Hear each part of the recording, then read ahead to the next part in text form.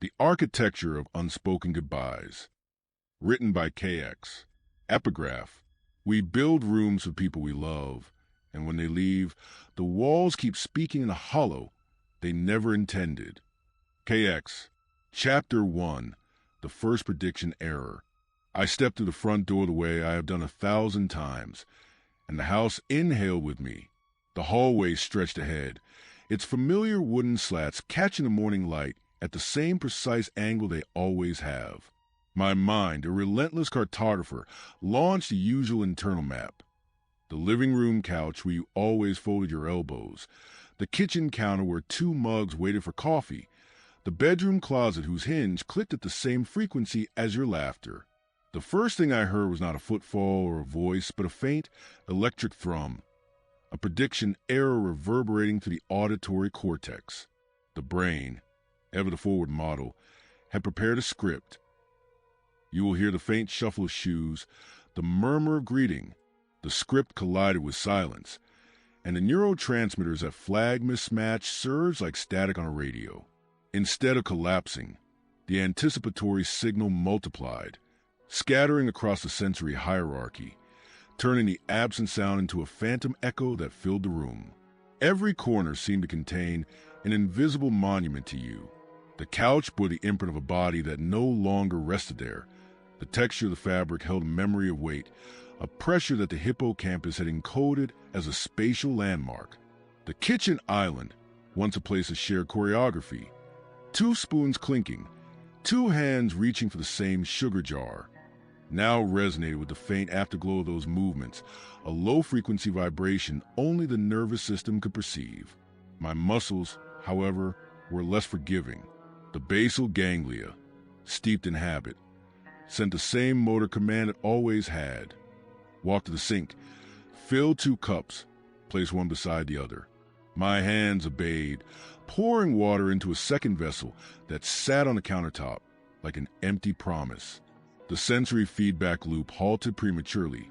The visual cortex registered an empty space where a shoulder should have been. The proprioceptive system noted the lack of resistance. Yet the loop continued, a ghost synapse firing on autopilot, a dance performed for an audience that had left the stage. The silence itself grew heavy, a load-bearing wall pressing against my temporal lobes. Each moment of hollow was interpreted as a threat by the anterior cingulate, a signal that something vital was missing. My heart rate rose in tiny spikes. My breath shortened, as if the body prepared for an imminent arrival that never materialized. The house, in its stillness, became a museum of unfinished moments. Each artifact, a mug, a chair, a half-written note, an exhibit of what was and what could not be reclaimed. I tried to speak, to break the spell with a simple hey, but the words dissolved before leaving my lips. The vocal cords vibrated, the motor cortex fired, but the auditory cortex, expecting a reply, returned only the echo of my own voice. The brain's predictive coding, deprived of corrective input, settled into a perpetual state of error, a loop that refused closure. In that hollow morning, I realized the house was not haunted by ghosts but by expectations.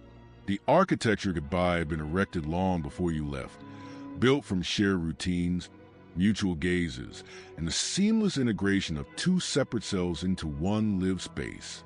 Now, with one half absent, the structure was left incomplete, its scaffolding straining under its own weight. I stood there, cup in hand, the second cup steaming beside an empty chair, and felt the absurdity of my own persistence. The house held me in a perpetual limbo, a place where the brain's maps and the world's reality refused to align. And as the thermostat clicked to a cooler temperature, the house exhaled a breath of cold, reminding me that even the walls were learning to adjust to the new, silent equilibrium. The days stretched on, and each step I took was both a protest against the void and an involuntary rehearsal of the dance we once performed.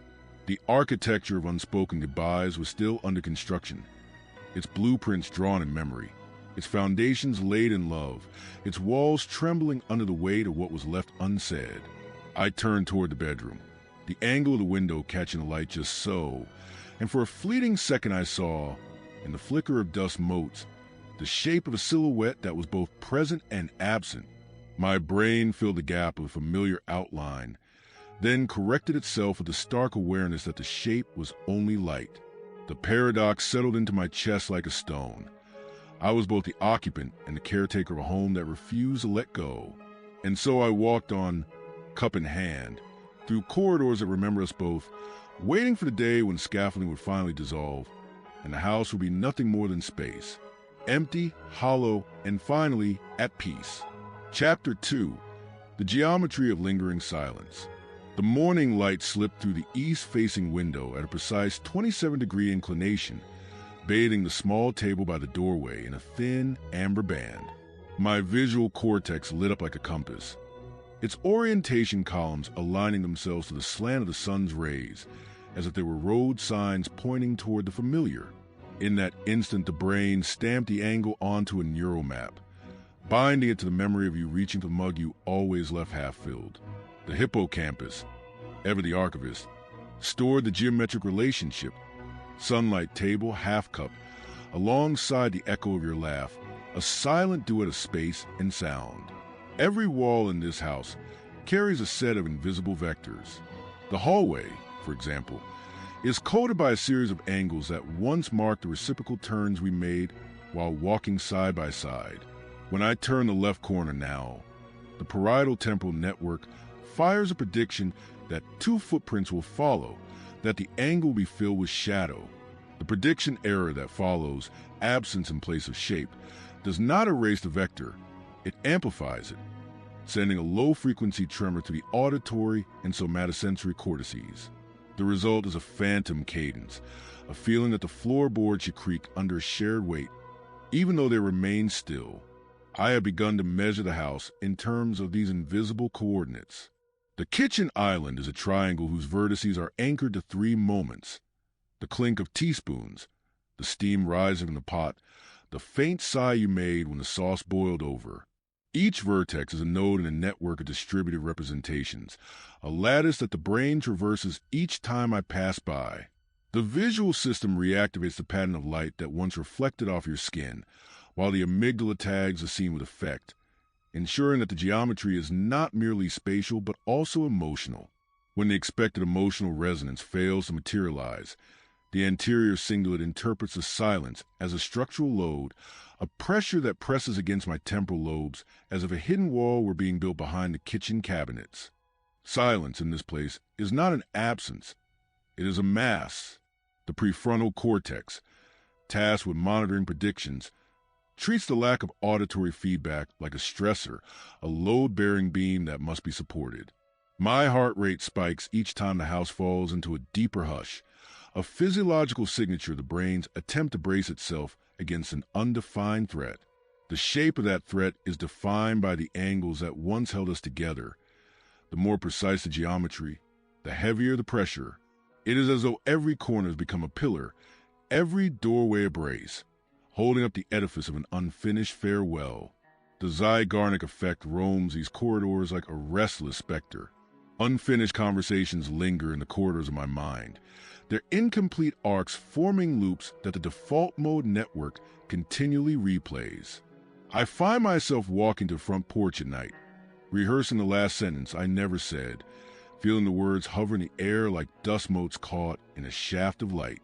Each rehearsal generates a brief dopamine surge, a tiny reward for attempting closure, only to be snatched away moments later, when the imagined response never arrives.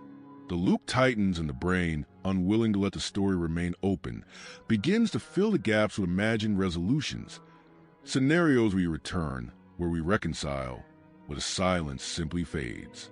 Thus the house has become a geometry of grief, a latticework of angles, beams, and load-bearing silence.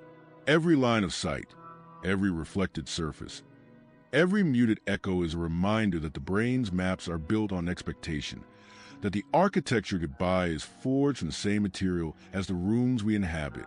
As I stand in the hallway, watching the light shift ever so slightly, I sense that the only way to lessen the pressure is to redraw the blueprint within my own mind, to let the angles soften, to allow the silent walls to dissolve into pure space. Until then, Each step I take is both a protest against the void and a ritual of remembrance, a perpetual negotiation between the geometry of what was and the emptiness of what remains. Chapter 3, Ghost Synapses. I stand at the faucet, the cold metal bite at my fingertips, and the water arcs into basin just as it always has when 2 mugs awaited steam. My hand reaches for the second cup, the one that has been empty since the day you slipped out of the doorway, without a word. The movement feels pre-programmed, a script inscribed in the basal ganglia that fires before my awareness can intervene. I am a puppet whose strings are made of my own repetitive actions, each pull tightening the knot of expectation. The brain's habit loop, cue, routine, reward, continues unabated. The cue is the sound of the tap. The routine is a simultaneous filling of 2 vessels.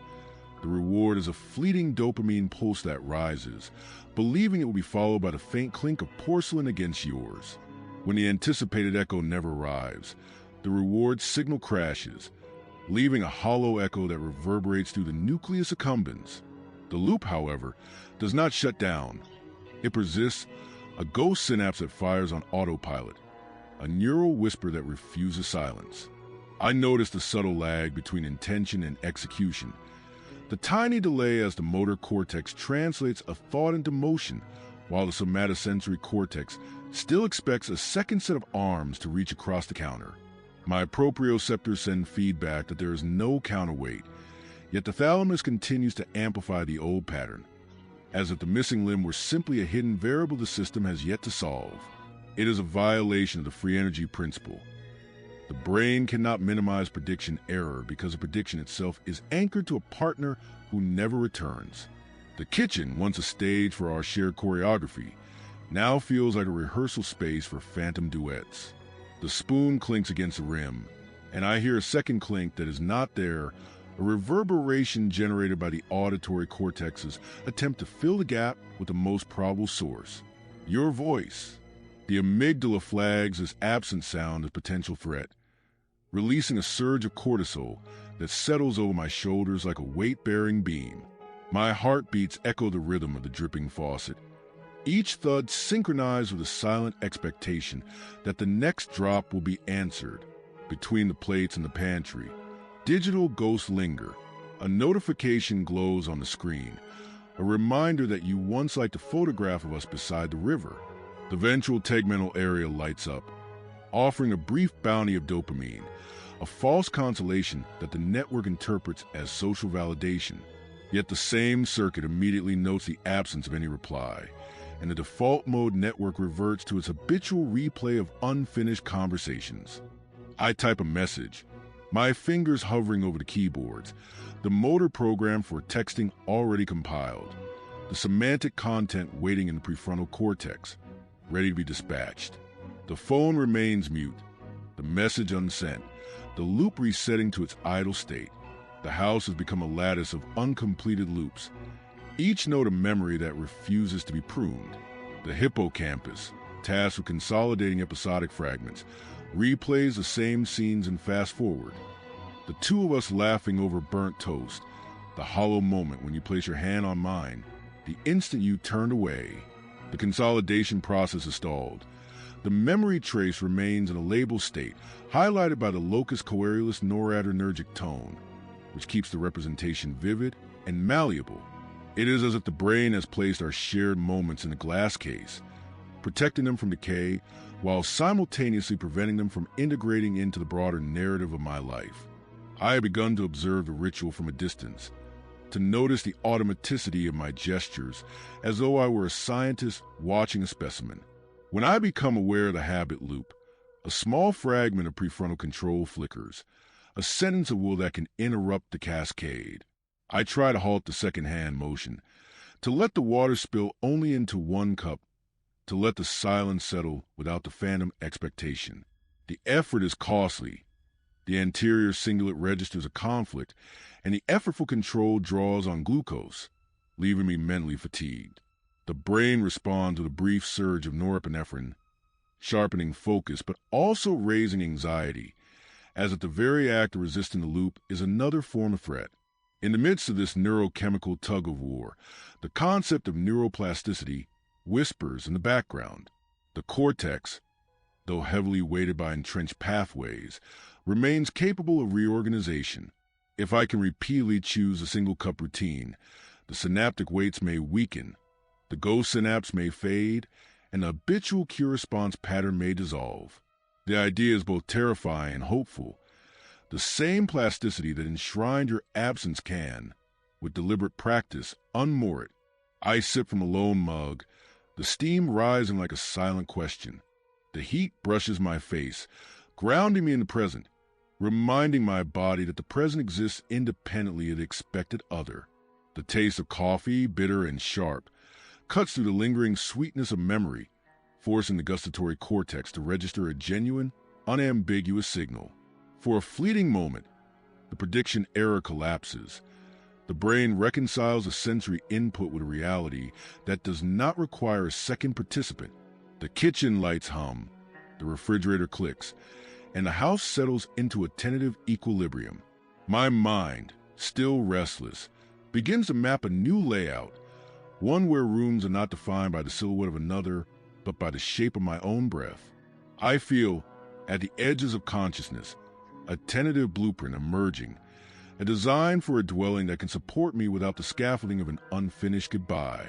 The ghost synapses still linger, faintly humming, but the pulse of intention now beats louder, guiding me toward a reconstruction of self that does not rely on the echo of your steps. I place the empty cup back on the counter, not as a placeholder for you, but as a vessel for the possibility of rebuilding. The silence that follows is no longer a load-bearing wall, but a spacious void, a canvas awaiting new patterns. My body, still tinged with cortisol's residue, exhales slowly, letting the breath carry away the lingering tension. In that exhalation, I sense the first cracks forming in the architecture of loss, the first openings through which fresh air can circulate. I turn off the faucet, the water's final droplets echoing like a closing chapter. The kitchen, unchanged in its dimensions but altered in its meaning, stands ready for the next iteration of my story. And as I step away, the habit loop pauses, waiting for my next decision, for the moment when I will deliberately choose a different path, dismantle another ghost, and lay another brick in the new edifice of my solitary yet hopeful existence. Chapter 4. The Collapse of the Interior. The night has thickened beyond the ordinary absence of light. It spreads like a viscous oil, coating every pane, every crevice, every membrane of my single beating brain. I sit in the kitchen, the single mug now cold and empty, the steam long since evaporated into a chill that does not rise. Outside, the world folds in on itself. The streetlights flicker as if they, too, are unsure whether to stay lit or surrender to the swallowing dark. My thoughts have become a corridor without exit signs, a labyrinth where every turn leads back to the same dim hallway that ends in a wall of black. The default mode network, once a hollow observer wandering reminiscence, now roars like a furnace of guilt and regret, feeding the amygdala with a relentless feed of imagined betrayals. I can feel it in my chest, a weight that is less of pressure and more of visceral gravity pulling my ribs inward, as if the house itself is trying to crush me into its foundation. Predictive coding, which once offered me a framework to understand the void left by your disappearance, now shatters under the weight of unresolvable error. My brain's hierarchical models emit prediction errors in every sensory modality, but there is no incoming data to correct them. The auditory cortex screams with phantom footfalls that never arrive. The visual cortex paints a silhouette that dissolves the moment I focus. The somatosensory cortex registers a phantom touch that melts at the tip of my fingers. Each uncorrected error is a dagger thrust into the prefrontal cortex, eroding my capacity for self-control, for rational deliberation, for hope. Cortisol has become a permanent resident of my bloodstream, an endocrine parasite that gnaws at the hippocampus. I can almost see the tiny dendritic spines retracting, the mossy fibers withdrawing, the CA1 region losing its ability to bind events to context. Memory is no longer a map of places and faces. It is a smudged watercolor, blurry, bleeding, indecipherable. The moments we built together have become indistinguishable from the emptiness that follows them. The brain's plasticity, once a promise of renovation, now feels like a slow, inexorable erosion, carving away the scaffolding I had hoped to repair. The house itself mirrors this decay. The plaster on the walls peels in long, white strips, exposing the raw, cold brick beneath, a reminder that beneath the veneer of our shared life lies an unforgiving core. The once faint carpet is now a tattered rug, its fibers frayed, revealing the concrete floor underneath. The floorboards creak not from the weight of footsteps, but from the strain of holding a structure that knows it is no longer inhabited. The darkness in the corners deepens, swallowing the thin slivers of light that manage to slip through the blinds. In those shadows, I see the outline of you, but it is only the silhouette of my own desperation projected onto the walls. My breath is shallow, each inhale a rasping gasp that seems to pull the surrounding gloom closer. The medulla, stripped of its usual rhythm by the relentless stress, throws irregular bursts of oxygen into the bloodstream, an erratic tide that barely reaches the cerebral cortex. The neurons that have survived the cortisol onslaught fire sporadically, like dying fireflies trapped in a jar, their phosphorescence dimming with each successive pulse. Synaptic transmission slows. The glutamate that once surged across synaptic clefts now drips, thick and sluggish, as if the brain's liquid circuitry has become sludge. In moments of fleeting clarity, I hear the faint hum of the refrigerator, a low, monotonous vibration that reverberates through the floor and into my bones. It is the only constant, the only sound that does not pretend to be something else. Even that hum feels like a funeral dirge, a reminder that the house is still alive, still functioning, while I feel like a corpse slowly rotting within it. I try to reach the phone on the counter, to type a message into the void where perhaps a distant friend could see it. My fingers hover, trembling, the motor cortex sending commands that languish at the neuromuscular junction, never completing the movement. The phone remains dark, its screen unlit, a black mirror that reflects my own darkness. I press the power button out of habit. The backlight flickers and dies, as if the device, too, has surrendered to the entropy that now saturates everything. The Zygarnik effect, that cruel keeper of unfinished business, now feels like a black hole. Each incomplete thought, each unsent word, each unclosed loop is a piece of bait that pulls my consciousness deeper into the abyss. The default mode network, instead of drifting aimlessly, latches onto these loops with ferocious grip, replaying them with ferocity that numbs any remaining sense of novelty. The loops are not merely memories. They are self-inflicted wounds, each replay a fresh cut, each recollection a fresh bleed. A sudden, sharp pain shoots through my temples, a throb that seems to pulse in time with the flickering streetlights outside.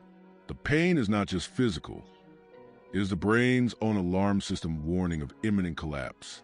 The periaqueductal gray lights up, attempting to modulate the distress, but its signals are drowned out by the mountain of cortisol and the flood of excitatory glutamate that has long since exceeded the buffering capacity of astrocytes.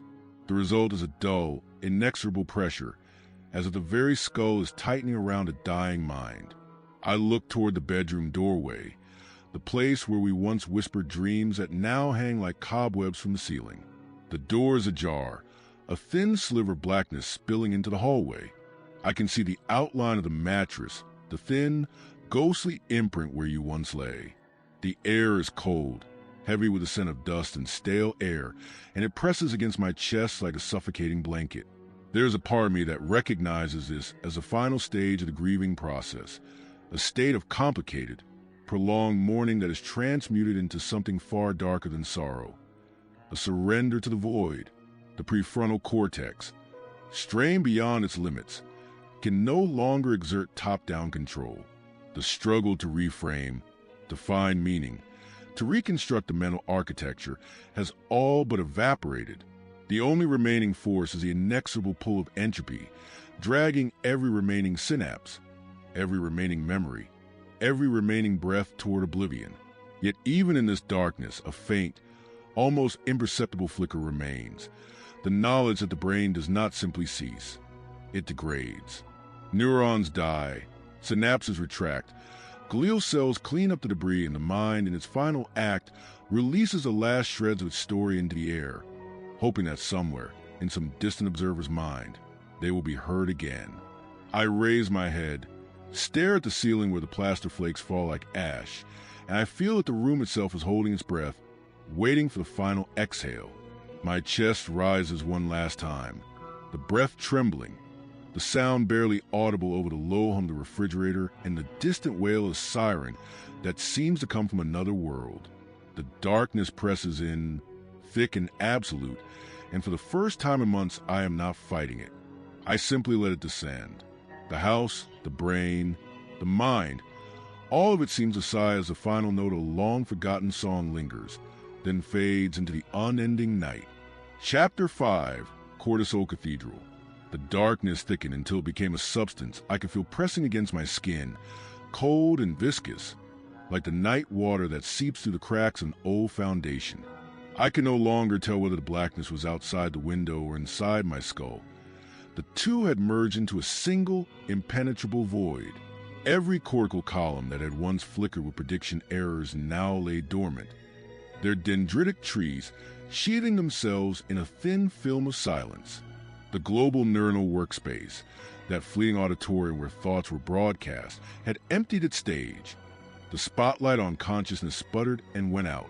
In the hollow, the only signal remaining was a faint, irregular thump of my heart, a metronome out of sync with any tempo the world could still offer. My brain, once a city of intersecting avenues and hidden stairwells, was collapsing inward like a ruined cathedral whose vaulting arches have given way to gravity. The hippocampal memory tower that stored our shared rooms as sacred landmarks crumbled, its stone blocks, CA3 pyramidal cells, tilting, toppling, dissolving into a slurry of glutamate and calcium that spilled across the synaptic floor. The resulting excitotoxic wave was a firestorm that ate the remaining bridges between past and present, leaving behind only ash. The brainstem, that ancient keeper of life, began its final, futile choreography. My breathing, once a rhythmic tide, faltered into shallow, ragged gasps that barely disturbed the air. The medulla's respiratory center sent out erratic commands that the diaphragm, already weakened by months of cortisol-induced atrophy, could not obey. Each inhalation was a desperate plea to a universe that no longer answered. Around me, the house mirrored the neurodegeneration within. The plaster on the ceiling flaked away in slow, sighing sheets, exposing the raw, cold brick beneath. Bones stripped of their protective plaster, just as my neural tissue was stripped of its myelin sheaths. The floorboards, once resonant with the click of 2 footsteps, now creaked under the weight of a single waning body, announcing its own decay. In the far corner, a cracked window let in a sliver of moonlight that fell like a blade, cutting across the dust-laden air, illuminating the space where your silhouette used to linger.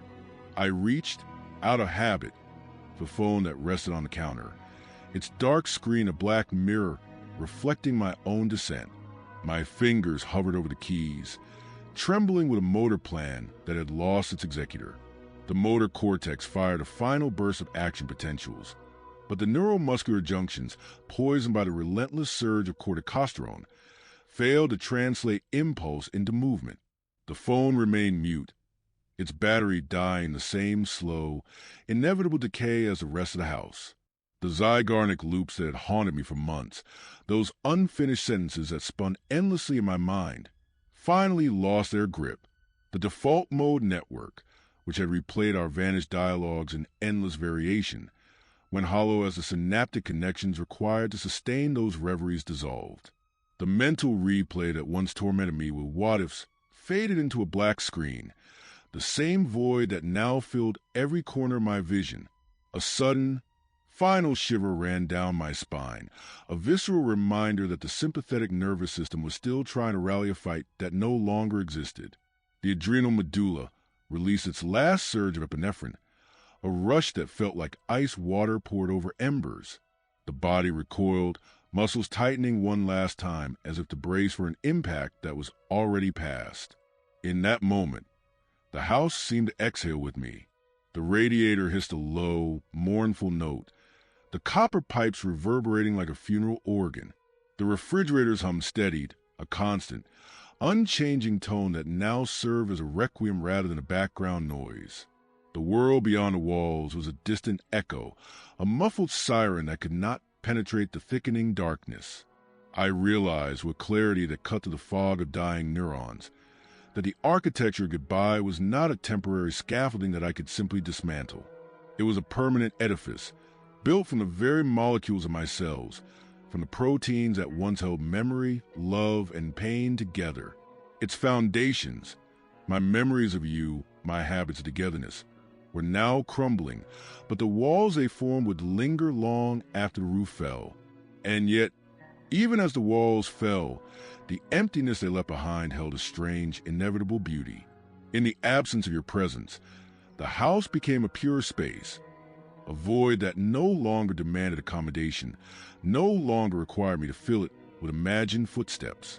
In that void, the final weight was lifted. My breath grew softer, each inhalation a whisper that barely disturbed the stale air. My heart's rhythm slowed to a near still, a metronome ticking its last beats. The brain's electrical storms dimmed to a faint background hum, like distant thunder that would never break. I felt the last fragment of consciousness slip from the grip of my prefrontal cortex. A bleak, unhurried descent, not a crash. The mind, exhausted beyond repair, released its final narrative into the darkness, a silent story that would fade as quickly as the candles flamed at the end of a long night. A single, cold droplet of sweat rolled down my temple. The only sign of life left on the skin had been a battlefield of cortisol, dopamine, and relentless expectation. It fell onto a cracked wooden table and pooled into a dark stain, a tiny lake that reflected the black ceiling above. I lay back against the wall, the plaster now faint and flaking under my palm, and stared upward at the darkness. The void was not empty. It was whole, an all-encompassing totality that swallowed the remnants of my thoughts, my memories, my pain. For a breath, I imagined a door opening, an exit not to another room, but to the hollow beyond the house, beyond the brain, beyond the self. I did not open it. I simply allowed the darkness to claim me, to fold me into its endless expanse. The final exhale left my lips as a faint sigh, a sound that the house absorbed into its aging timbers. The breath lingered for a heartbeat, then was gone. My eyes closed not with a gasp, but with a faint, inevitable collapse, like a shutters being drawn on a theater after the last performance. Silence settled over the rooms like fresh snowfall, covering debris of a life that had been built, lived, and unmade within these walls. The house stood, its architecture of unspoken goodbyes now a relic, its stones bearing the imprint of a mind that once tried desperately to keep the doors ajar. In the darkness, there was no longer a need for closure, no longer a yearning for an answer that would never come. The void was total, and within it I was finally, irrevocably at peace. Chapter 6, The Last Nero Storm. The darkness that had seeped into every crack now felt like an ocean, a black tide that rose behind the veneer of the house and swallowed it whole. I could no longer tell whether the cold that pressed against my skin was the chill of the night outside, or the icy surrender of synaptic fire dying in the recesses of my cortex. The last flicker of consciousness that had struggled to keep a story alive trembled on the edge of oblivion, a candle guttering in a wind that no longer recognized flame. My mind, reduced to a handful of surviving neuronal assemblies, attempted one final act of narration. The prefrontal cortex, that exhausted commander, sent a weak, fragmented command to the thalamus. Asterisk remember. Asterisk at the thalamic relay, now a rusted gate, struggled to pass the signal onward. Somewhere in the distant subcortical fog, the amygdala, once a vigilant sentinel of loss, let out a single mournful pulse, as if acknowledging that the terror that had fueled my waking hours was finally giving way to surrender. The hippocampal formation, that fragile tower of spatial memory, collapsed in slow motion. Its pyramidal cells, each a brick of past intimacy, crumbled into a slurry of calcium and glutamate that seeped into the ventricles. The once sharp mental map of the kitchen, the hallway, the bedroom dissolved into a formless mist. No longer could I locate the angle at which the sun struck the countertop, nor the exact spot where your hand had rested on my shoulder. The geometry of our shared world dissolved into a single point of darkness, a singularity that refused any coordinate. I felt the breath of the house slowing, the rhythm of its ancient wooden ribs settling into a stillness that seemed older than time. The floorboards, those long-worn bridges between rooms, gave up their creak, their resonance fading into a flat, mute hum. The plaster on the ceilings, once peeling in thin sheets, now hung in one smooth, blank expanse, an empty ceiling that reflected nothing but the absence of light. I reached the phone in a reflex that had survived far beyond its usefulness. My hand, guided by a motor program that had been rehearsed 1,000 times, brushed the cool plastic. The circuitry that linked intention to execution had become a tangled skein of dead axons. The signal stalled at the neuromuscular junction, never translating into movement. The screen stayed dark, its blackness matching the expanding void within me. In that moment, the device became a metaphor, a silent witness to the futility of reaching out when there is no one left to answer. The Zygarnik loops that had haunted me for months. Unfinished sentences, unanswered texts, unspoken apologies, withered to nothing. The default mode network, that ever-present stage for wandering mind, fell silent. No longer did it replay the echo of your laughter or the phantom conversation that curled around the kitchen counter. The loops, once a relentless tide that dragged me back into the past, evaporated as the synaptic connections that sustained them dissolved. The brain's internal theater went dark, the curtains drawn forever. A faint, low hum rose from the refrigerator, an unchanging drone that had accompanied my waking hours. In this final darkness, the hum transformed into a funeral chant, a deep resonance that seemed to emanate from the very foundation of the house. It was as if the house itself was exhaling, releasing the last of the energy that had bound it to the world of the living. The sound vibrated through the floor, through my bones, through the thin membrane of my skin, and then fell away as if ears no longer existed to hear it. My heart, that primitive metronome that had hammered against my ribs in a desperate rhythm, slowed to a barely perceptible thump. The autonomic nervous system, exhausted beyond repair, ceased its frantic attempts to maintain homeostasis. No more spikes of cortisol surged through the bloodstream. Instead, a hollow cascade of adenosine flooded the neural tissue, a chemical lullaby that coaxed the remaining cells into a bleak, irreversible sleep. In the gloom, a faint awareness lingered, the sensation of being part of something larger than the fractured architecture that had housed us. The house, stripped of its furnishings and its inhabitants, had become a husk, an empty vessel that nonetheless held within its walls the imprint of every breath, every footstep, every whispered word that had ever passed through. My consciousness, now a diffusing mist, seemed to dissolve into that imprint, to become a thread woven into the very fabric of the walls. I imagined the walls not as barriers, but as membranes, porous to the subtle currents of existence. The plaster, the brick, the aged timber, all began to feel like the skin of a colossal organism, a body that outlived its mind. My thoughts, once confined to the narrow corridors of personal narrative, spread outward, seeping into the crevices of the house, marrying the dust motes that floated in the stale air. The darkness was no longer an adversary. It had become a medium through which everything merged. It was a void that allowed all separations between you and me, between mind and body, between life and death, to dissolve. In that surrender, there was a bleak, almost beautiful clarity. I was no longer a solitary entity haunted by the memory of your departure. I was a house, the silence, the unending night. A final, fleeting sensation rose from the depth of my mind. A whisper of gratitude, not for you, but for the brief interval in which I've been able to feel, to love, to suffer, to build.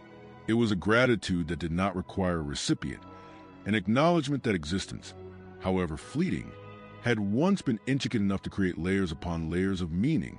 That whisper was swallowed by the darkness as quickly as it had emerged, leaving behind only the echo of its own vanishing. The last neural discharge flickered in the occipital lobe, an image of a single blackened window framing the endless night.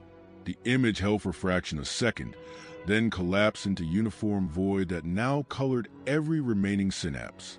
There was no longer a sense of time, no longer a feeling of a future or a past. Only an all-encompassing present that stretched infinitely outward and inward at once. I lay back against the now faint, cold wall, feeling the texture of plaster give way beneath my palm. The house seemed to inhale, a subtle contraction of its very beams, as if acknowledging the final departure for the last inhabitant. In that inhalation, I sense a pulse, a low, rhythmical thrum that could have been the house's heartbeat or the lingering echo of my own. It rose and fell, a faint metronome in the void. With one last breath, I let go. The final exhale was not a gasp, but a sigh, a faint release that blended with the hum of the refrigerator, the creak of the old floor, the whisper of the wind outside. My lungs emptied, my chest fell, and the internal world, once a bustling metropolis of thoughts, emotions, and neurochemical storms, quieted into a state of absolute stillness. The darkness thickened, not as an oppressive force, but as a blanket of absolute neutrality. It covered the house, the mind, the dying body, and the lingering echo of the love that had once shaped every corner. In that blanket, there were no edges, no shadows, no silhouettes. Only the unadorned, pristine void that has always existed beneath the chaos of lived experience. As the final current of consciousness slipped away, I realized that the architecture of unspoken goodbyes was never intended to be a permanent prison. It was a transient scaffolding, a temporary support that had held me in place while the world around me fell apart. The scaffolding had collapsed, and with its fall, the structure that once defined my existence crumbled into the dark, becoming one with the infinite night. Silence settled over the rooms like fresh snowfall, covering the debris of a life that had been built, inhabited, and unmade within these walls. The house remained, a silent monument, a darkened cathedral of forgotten footsteps, while my mind dissolved into the night, becoming the darkness itself. Chapter 7, The Hollow Uninhabited Room. The night outside has become a substance thicker than shadow, a black that presses against my ribs the way a wall leans on a load-bearing column. I can feel the house inhaling, the timber sighing as if it, too, were awaiting a final exhale. The air inside is still. The only movement, the faint tremor of the old refrigerator's hum vibrating through the cracked floorboards. Every surface seems to absorb sound, turning the space into a sealed chamber where even my own heartbeat reverberates like a distant drum. My pulse, once an erratic metronome that reminded me of an unfinished conversation, now slows to a lazy thump. Each beat is a reminder that the scaffolding my mind erected around your absence is losing its bolts. The predictive model that once expected your footsteps is stalled. The error signal lives on, heavy as a brick, but there is no new data to correct it. The hippocampal map that plotted our shared angles, the 27-degree sunrise on a kitchen counter, the corner where your elbow rested, dissolves into a smear, the coordinates fading into a uniform gray. The ghost synapses are still fired out of habit, reaching for a second cup, typing a message that never left my fingertips, begin to sputter. The zygarnic loops that kept my thoughts circling the unfinished goodbye lose their grip, like vines wither when the trellis collapses. I watched the mental architecture crumble, the invisible walls that once steadied me against the void now crumbling into dust. The load-bearing silence, which I had felt as a pressure on my temples, loosens, as if the ceiling has been pried open by a breath I cannot feel. A single droplet falls from a leaky pipe, striking the polished tile with a faint pop that cuts through the hum. The sound is brief, but in the stillness it feels like a final punctuation. The water spreads, forming a darkened stain on the floor, mirroring the spreading darkness within my mind. The drip is a reminder that even in decay, there's a rhythm, a pulse that continues without purpose. It is the last ordinary thing left in the house that has become a mausoleum for memory. I let my gaze settle on the ruined plaster ceiling.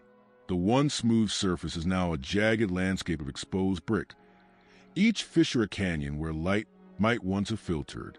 The void beyond the broken window pours in a thin line of amber, slicing the gloom like a scalpel. In that sliver, I see the outline of the world I once inhabited, a rectangle of empty space where a bed used to be, a square of cracked tile where the sink stood, the angle of the doorway that has become a portal to nothing. My body, heavy with the weight of unspoken farewells, feels as if it is being gently unbolted from the floor. The muscles that once clenched in anticipation now relax, surrendering to the inevitable. The breath that rises and falls in my chest does not chase any scent, any sound, any promise. It simply passes through, a hollow wind through a shuttered room. As the air leaves me, I sense the boundaries between me and the walls dissolve, my consciousness seeping into the plaster, into the brick, into the endless night beyond the shutters. The house remains, a silent monument to a love that never found its final word. Its timber bones stand against the sky, its windows gazing into the abyss, its doors forever ajar. I am no longer a separate entity moving through its corridors. I become part of architecture, a faint echo that will linger in the cracks and in the dust. The darkness is complete, not as a curse but as a final, hollow canvas on which every unfinished sentence, every lingering expectation, every ghostly footstep is finally erased. In the last breath I draw, the hum of the refrigerator fades, the drip ceases, the wind outside husks a low moan, the house exhales a slow, ancient sigh and settles into the night. My mind, once a tower of rooms, collapses into a single point of darkness, and that point, for the briefest instant, feels like a doorway opening onto an eternity without shape or sound. And then there is only hollow. Chapter 8, The Echo That Lingers. When the darkness finally settled, I was no longer a body that the house could cradle, nor a mind that could still summon the ghost of your voice. I became a pattern, a faint electromagnetic afterglow that clung to the plaster, to the brick, to the thin film of humidity that now coated the floorboards. In the same way that a dying star leaves behind a faint magnetic field that still twists the surrounding plasma, my consciousness lingered as a subtle distortion in the electric field of the empty rooms. The field was weak, barely measurable against the hum of the refrigerator, but it was enough to shape the air, to make the dust particles drift in spirals, to cause the small hairs on the back of my throat to rise when the house inhaled. I watched from this place of non-presence as the house began its slow reclamation. The cracked window, forever ajar, lent a thin, damp wind that carried the scent of wet earth. From the garden, a vine of ivy found a hairline fissure in the north wall and threaded its tendrils through the mortar, each tendril wrapping around a brick as if to stitch the structure back together. The vine sent down slender shoots that brushed the plaster, leaving faint green veins that traced the same angles the brain had once marked as your elbow and the coffee cup corner. In those green lines, I could feel the geometry I had once cataloged dissolving into a new, organic blueprint. One night, a night that felt no longer like night, but like a stretched, gray interval, I sensed the arrival of another presence. The door, which I had never been able to open, creaked on its hinges not because of wind, but because a stranger's weight pressed on the frame. The newcomer stepped inside, boots echoing on the worn boards, their breath a brief plume of warmth that hung for a heartbeat then vanished. Their eyes, adjusting to the dim, fell upon the chipped plaster, the exposed brick, the damp stain that had become a dark mirror on the floor. For a moment their gaze lingered on the empty space where a second mug had once stood, and I felt the old zygarnic loop stir, a phantom pulse that whispered, "Asterisk, did you notice?" Asterisk. The stranger reached out, fingers brushing the surface of the wall, where my neural echoes still fluttered. Their skin, dim and alive, brushed against the ghost of my synaptic fire, and for an instant a tiny surge of voltage passed between us. An electrical handshake that would have been dismissed as static by any instrument. Yet for me was a reminder that the architecture goodbye could still be felt, however faintly, by a living mind. They lingered, tracing the angular shadows with flashlight, the beam cutting across the angle of the kitchen doorway, over the 27-degree sunrise that never fully illuminated the room. Their voice low and reverent, whispered something I cannot decode, but the cadence suggested they, too, sense an unfinished story lingering in the air. Meanwhile, the house itself was surrendering. The load-bearing walls, no longer reinforced by the steady pressure of occupants, began to sag. Tiny cracks widened into fissures that allowed rain to drip through, each drop a metronome ticking the final seconds of the structure's life. The plaster, once a steady canvas for my mental sketches, peeled away in large, ragged sheets, exposing raw brick that seemed to breathe with the wind. The refrigerator's hum, which had been the only constant, flickered and died as its compressor sputtered one final time, its motor whirring into silence like a heart's last gasp.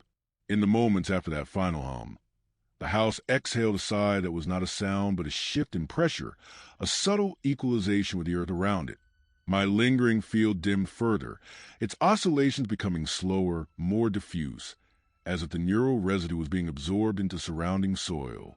The ivy, now thick enough to support its own weight, pushed a leaf into a crack, and the leaf fell, settled in the debris, its chlorophyll returning to the earth. The dark stain on the floor, once a stark reminder of the night's drip, seeped into cracks, mixing with the soil that was beginning to infiltrate the foundations. From a perspective of the lingering echo, I could feel the dissolution not as a loss, but as a transformation. The architecture that had been built from unspoken goodbyes, from phantom rooms and load-bearing silence, was collapsing into a new architecture, one of roots, of earth, of wind-carved stone.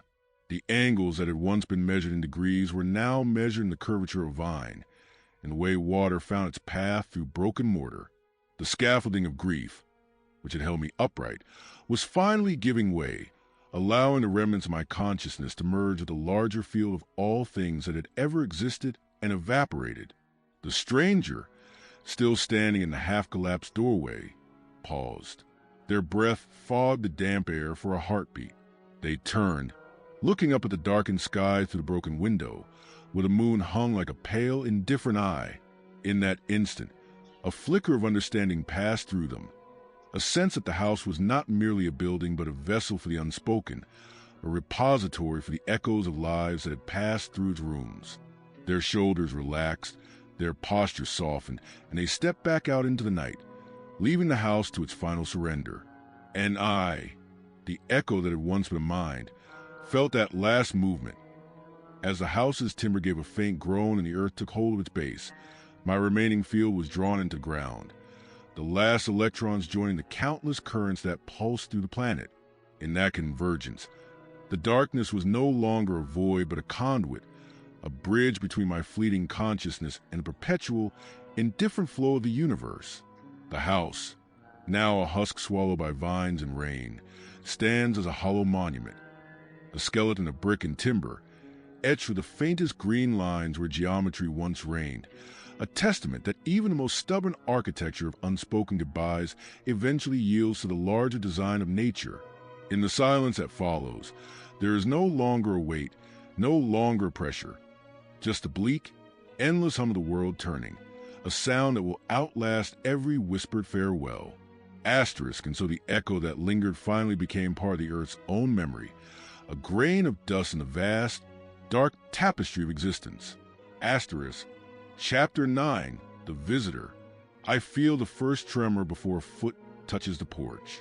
The echo that remains in my mind, now dissolved into the damp earth, vibrates as a faint electromagnetic ripple, and the newcomer's skin registers it as a sudden shiver. A thin-bodied figure steps onto the splintered steps, a battered canvas sack slung across his shoulder, a notebook tucked under one arm, a small recorder clipped to a belt. He is a renovator of a different sort, a cultural anthropologist who has chased the legend of the house that never said goodbye. The stories that reach him described a building where geometry held grief like load-bearing walls, where silence acted as a structural beam. He pauses at the threshold, breath clouding the cold night air, and surveys the ruin with a mixture of curiosity and dread. The porch rail is warped, its paint peeled away to reveal raw wood that has already begun to rot. The smell that greets him is a layered perfume of damp earth, decayed plaster, and the faint metallic tang of old blood-tinged rain that has seeped through cracked bricks. He lifts a hand, fingertips brushing the cold surface of a brick that has been exposed for months. The contact sends a tiny pulse through the soil, a signal that my lingering field catches like a forgotten chord struck by a ghostly hand. Inside, the house is a skeleton of brick, timber, and tangled vines.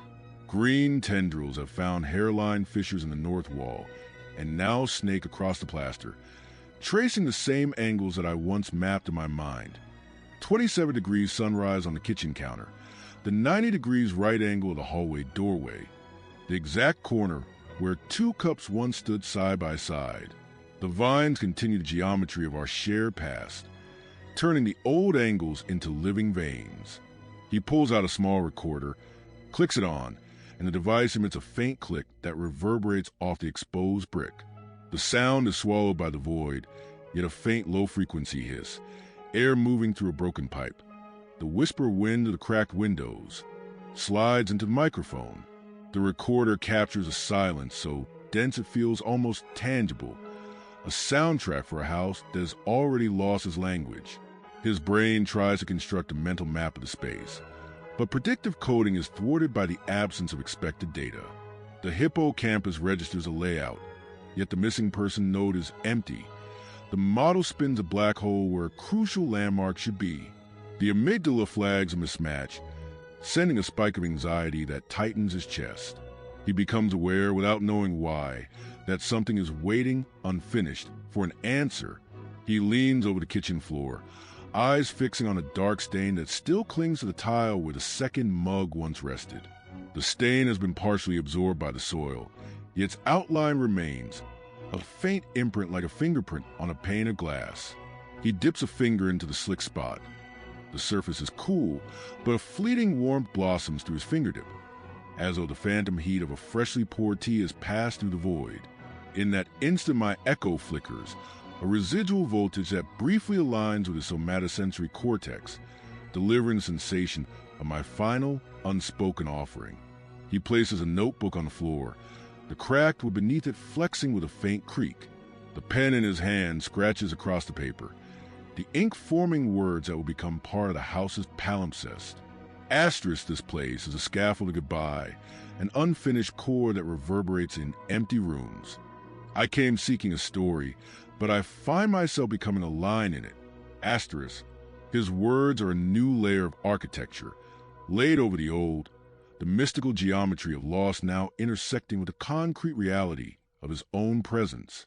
The neuroplasticity of his brain responds. Synapses that fire in reaction to the vines, to the chalky brick, to the lingering cold, strengthen. The dormant circuits that once held my memory begin to weaken. Over days, his neural map will be rewired, integrating the house's grief into his own narrative. Outside, rain begins to pelt the broken panes, a steady percussion that seeps through the cracked walls and into the foundation. The wind whistles through the hollow rafters, its tone akin to a mournful choir. He looks up at the sky through the shattered window. The moon hangs like a pale, indifferent eye, its reflection caught on the wet bricks and the glistening vines. In that silvered surface, a vague outline appears, a suggestion of a shape that is both there and not. He inhales, his breath forming a mist that lingers for a heartbeat before drifting away. He ignites a small candle, its flame trembling in the draft, casting wavering silhouettes that dance across the plaster. The shadows sketch new angles, new silhouettes, turning the geometry of lingering silence into something mutable, something that includes both absence and presence. The light makes the green vines glow faintly, giving the walls a living, breathing quality. As the candle sputters, he hears, once more, the low click of his recorder. He switches it to playback. The device spits back the recorded hiss, the void it captured, and then a faint, almost imperceptible resonance that matches the frequency of his own heartbeat. It is as if the house is returning the sound of his own life, echoing it back through the stone and soil. The echo, sense that resonance. It is not a memory of you, but a new memory of me, the lingering voltage that has become part of the mineral lattice of the foundation. In that resonance, I am both dissolved and preserved, a fraction of electric potential woven into the Earth's conductive pathways, a tiny signature that will someday be read by a geologist probing isotopic anomalies, or by a future archivist deciphering the spectral pattern of an abandoned dwelling. The rain finally eases, the wind softens, and the night deepens. The candle dies, plunging the room into a bleak, absolute darkness. He sits in that darkness, eyes adjusting, and whispers, perhaps to himself, perhaps to the house, perhaps to the echo that still lingers. Asterisk goodbyes are not endings. They are doorways. Asterisk, in the breath that carries those words, the house sighs. A faint vibration travels through the brick, through the earth, through the veins of ivy, into the earth that now cradles my scattered synaptic remnants. The architecture of unspoken goodbyes, once a scaffold holding my mind together, has been repurposed. It is now a foundation for a new story, a new set of neural pathways, a new architecture of remembrance. The visitor folds his notebook, slips the recorder back into his sack, and steps back onto the porch. He pauses, looks at the house one last time, and feels the weight of the unseen walls. Still there, still bearing the hollow load of a farewell never spoken. He turns, the rain pattering his coat, and walks away, leaving the house to its slow reclamation by nature, to its eventual erasure, and to the possibility that some echo of my existence will linger in the soil, in the vines, in the future words of anyone who dares to cross the threshold.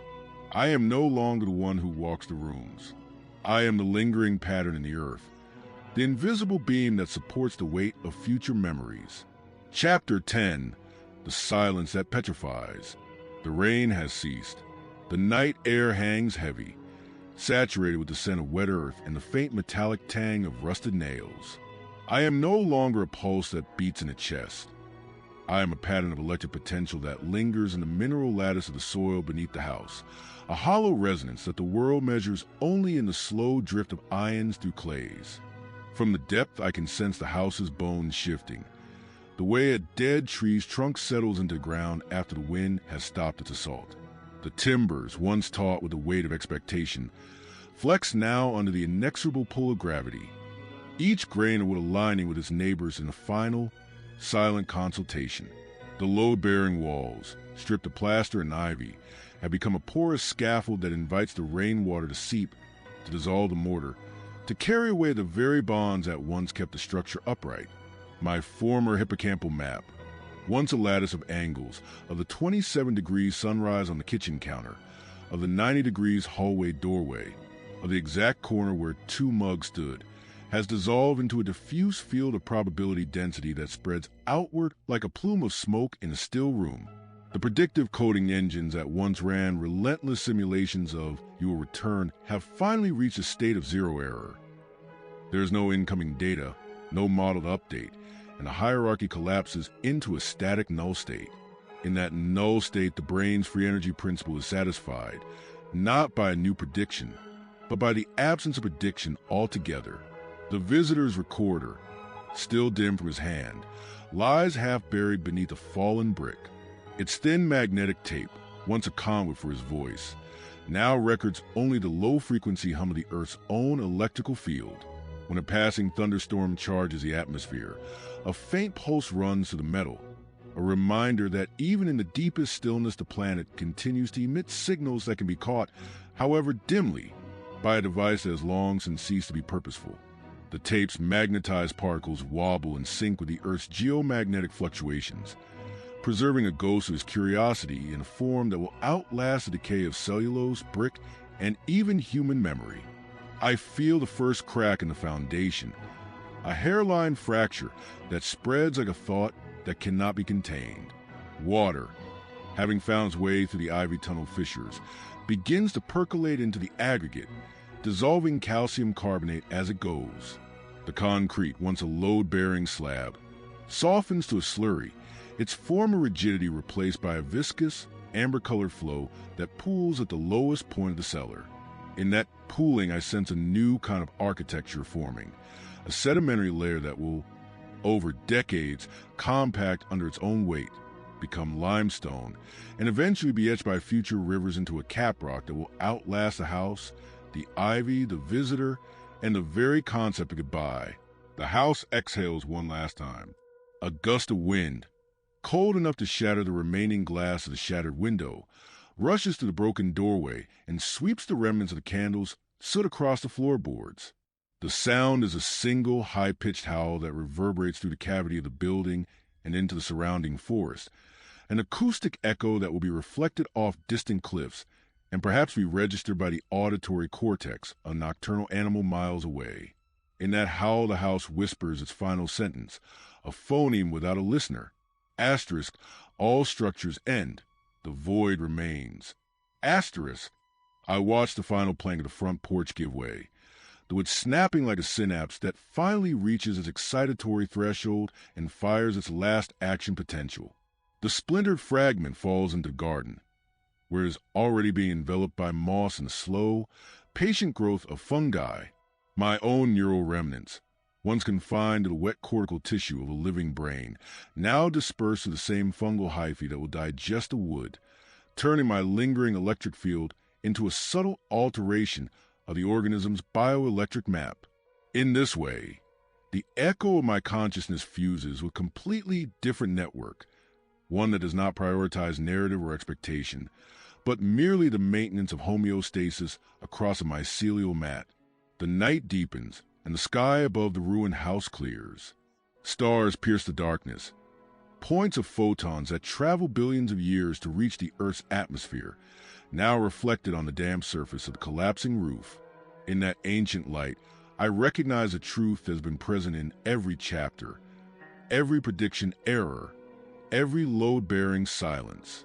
Asterisk, the architecture we build is never truly our own. It is a temporary scaffolding upon which larger systems, geologic, ecological, cosmic, continue their own construction. Asterisk, from my place within the soil, I feel the first seed of a pine sapling push its radical downward, seeking the rich, mineral-laden earth that my dissolution has helped to form. Its cotyledons unfurl in the dim glow of the lunar hour, and the sapling begins a slow, deliberate process of photosynthesis, converting the night's darkness into faintest spark of life. The sapling future branches will one day shelter a new passerby, perhaps another curious mind, perhaps a child who will ask, "Why does this house stand empty?" I do not fear the loss of form. In the dissolution of the house's walls, the disintegration of my synapses, and the absorption of my lingering pattern into the Earth's electrical field, I sense a continuity that transcends the immediate. The grief that once pressed upon my temporal lobes has been redistributed into the planet's own memory, a mineral imprint, a fungal bioelectric map, a sedimentary layer that will one day become a fossil, a story told in stone rather than word. The house, the mind, the body, each a scaffold, have all collapsed, but the collapse itself is an act of creation. The silence that now fills the space is not emptiness, but a background field, a canvas upon which future processes will paint. In this final darkness, I am no longer the narrator trapped in a room with no exit. I am a hollow current that will guide the next wave of imagination, the faint voltage that will, in some distant epoch, be perceived by a mind that walks beneath the shade of the pine that grew from my very decay. And so I let the night swallow the last lingering ember of consciousness, letting the house become stone, the stone become earth, the earth become seed. The architecture of unspoken goodbyes is thus completed, not by a final word, but by a transformation that turns goodbye into a new beginning, hidden in the dark, waiting to be uncovered. Chapter 11, Rebirth in the Roots. I awaken not to light, but to a slow, rhythmic pull that drains the world of its edges and replaces them with a single, humming frequency, the uptake of water from the dark matrix below the surface. The house, that once stood as a brittle skeleton of timber and plaster, has long ago been reduced to a thin veneer of mineral sediment. My consciousness, no longer a cascade of action potentials in a wet cortex but a diffuse electrochemical field, has merged with the soil's own bioelectric lattice. In this new substrate, I am neither the former narrator nor the lingering echo. I am the mycorrhizal network that intertwines the remnants of the house with the tiny hyphae of fungi that have colonized the broken bricks. The fungi are the glial cells of the earth. They wrap themselves around the exposed fibers of dried wood, sequester excess ions, recycle the copper from the dead refrigerator's coil, and transmit nutrient-laden messages across distances measured not in meters, but in millimeters of hyphal threads. I feel each pulse of potassium that travels along these threads as a comforting echo of the axonal spikes that once chased your silhouette through every hallway. The first stimulus arrives as a turgor surge, the sudden influx of water drawn up through capillary action from a rain that fell weeks ago, now perched in the pore spaces of loam and sand. The water's electrostatic potential lowers the membrane potential of the surrounding mineral particles, and a microcurrent spreads outward, a bleak wave that registers in the same way a visual cortex registers a flash of light. In this wave, I recognize the old pattern prediction error. The soil expects a steady, slow influx of moisture. The sudden burst creates a discrepancy, a small error that the mycelial network resolves by opening more aquaporin-like channels, allowing the surplus to flow deeper. From the vantage of this electric haze, I sense the germination of a seed that had lain dormant beneath the house's foundation. The seed is a pine, its coat scarred by the abrasive grit of broken plaster, and the fine shards of glass that once served as windows. The seed's cotyledons, the first leaves, are poised to break through the darkness, their chloroplasts ready to harvest photons that have yet to arrive. In the language of the nervous system, this is a depolarization cascade. The seed's membrane depolarizes, calcium channels flick open, and a flood of intracellular calcium triggers the expression of genes that code for the proteins of the photosynthetic apparatus. I watch as a newly minted primary axon of the sapling, the radicle, pushed downward, guided by chemotropism toward the richest vein of nutrients, a pocket of phosphorus leached from the crumbling concrete. The radicle's growth cone extends filopodia that explore the surrounding matrix, much as a dendritic spine probes for synaptic partners. Each filopodia makes a transient contact with fungal hypha, and exchange occurs, a mutualistic synapse, where the fungus supplies the plant with nitrogen and phosphorus while the plant offers the fungus carbon in the form of sugars. The exchange is mediated by glutamate-like signaling molecules that travel across the interface, binding to receptors on the fungal membrane and, in turn, stimulating the release of more nutrients. In these moments, the house's architecture resurfaces, not as walls and door frames, but as a vascular network that channels life. The collapsed plaster, now a source of calcium carbonate, dissolves slowly, releasing calcium ions that the sapling can sequester into its cell walls, strengthening them. The rusted copper wires, oxidized to cupric ions, become a trace source of micronutrients that the mycorrhizae bind and deliver to the plant's root cells. The old load-bearing beams of the house, now decomposed into lignin fragments, are broken down by fungal lactases into phenolic compounds that act as antioxidants for the plant's own cells. The very same structural load that once pressed on my temporal lobes is now distributed across the organic and inorganic scaffolding of a thriving ecosystem. My former self, a mind that once construed silence as a heavy wall, now experiences silence as a low-frequency background field that pervades the entire forest floor. The hum of the fridge, the crackle of fallen plaster, the occasional thud of a rain-drenched branch. All those auditory textures have been filtered to the porous medium, now indistinguishable from the ambient electrostatic noise of ion exchange in the soil. Yet this noise is not merely a static. It is the baseline activity that keeps the network alive, the equivalent of the brain's resting state activity that supports spontaneous thought. Above me, the first leaf unfurls. It is a thin, translucent blade that catches the pale pre-dawn light filtered through a canopy of distant trees, a light that would have once been judged by my visual cortex as a 27-degree slant of sun on kitchen counter. The leaf's photoreceptor proteins, phytochromes and cryptochromes, absorb photons and convert them into a cascade of signal transduction events that ultimately adjust the plant's circadian rhythm, aligning its photosynthetic carbon fixation with the day-night cycle. In that moment, I recognize a familiar pattern. The brain's own circadian pacemaker in the suprachiasmatic nucleus, which once synchronized my sleep to the house's flickering lamp, now mirrored in a chloroplast description of light. The plant begins to photosynthesize, drawing carbon dioxide from the air and water from my own turgor pool, producing glucose that travels down the phloem, our modern equivalent of a neurotransmitter's diffusion across a synaptic cleft into the root, feeding the fungal partners. The glucose is a high-energy molecule akin to ADP, fueling the fungal metabolism, which in turn releases more nutrients. This reciprocal exchange is a perfect analog to the bidirectional synaptic plasticity that once allowed us to adjust our expectations and behavior in response to each other's presence. Now the house is a fossil memory within the soil, its architecture encoded not in timber or plaster, but in geochemical signatures. The stratified ash from the kitchen fire remains as a thin, dark layer. The iron from the broken hinges is oxidized, forming hematite streaks that will, over centuries, become abandoned or recognizable to future geologists as the remnants of a human dwelling. My former hippocampal representation of the layout has been transmuted into geomorphology.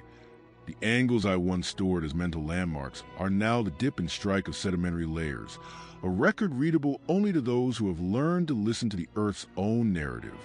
I sense a new predictive model forming within me, not one that anticipates the return of another person, but one that anticipates the seasonal rhythms of the forest. The approach of spring rain, the summer heat that will increase transpiration, the autumn waning of daylight that will trigger leaf senescence.